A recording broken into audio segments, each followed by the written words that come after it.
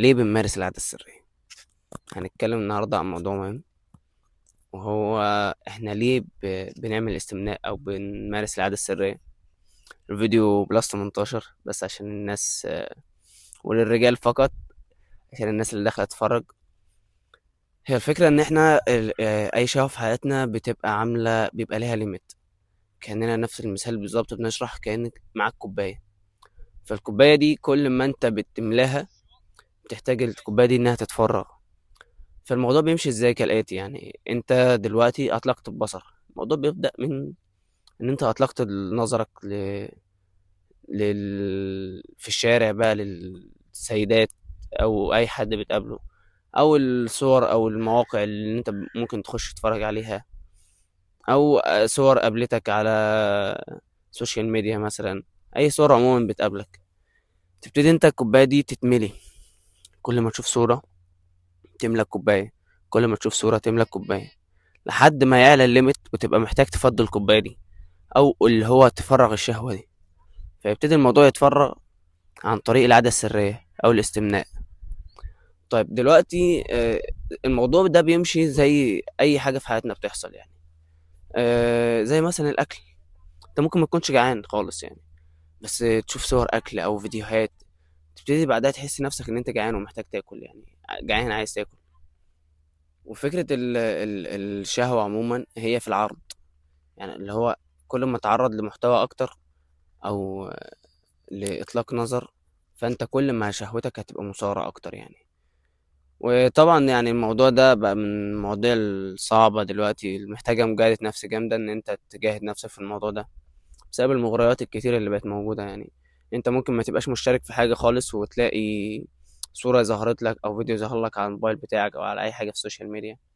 ال- الحياة العامة دلوقتي بقينا نشوف نماذج سيئة يعني، ودلوقتي في الحياة الواقعية في حياتنا احنا عموما يعني بقينا نشوف نماذج سيئة جدا، يعني درجة وحشة قوي.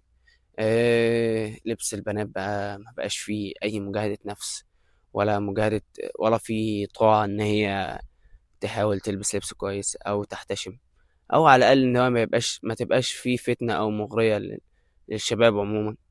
فده بقى من الحاجات المهمة دلوقتي ومن الحاجات الصعبة إن أنت تعرف تغض بصرك.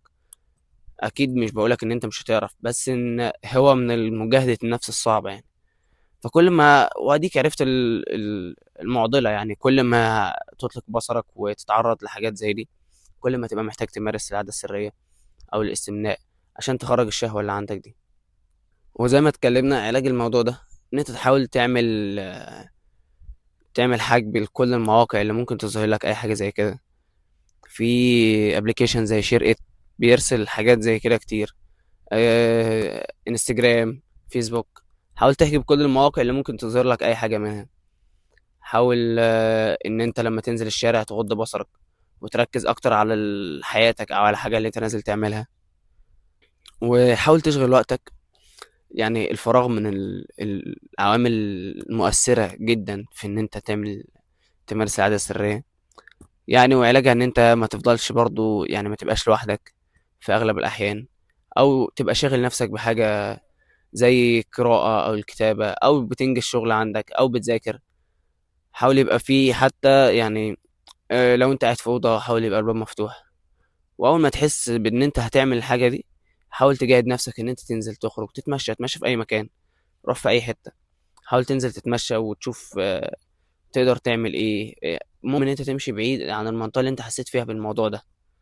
وده كان فيديو النهارده، يعني دي حاجه كده حبيت اشاركها معاكم، لعسى ان هي تفيد حد او تخلي حد يمتنع عن العاده السريه.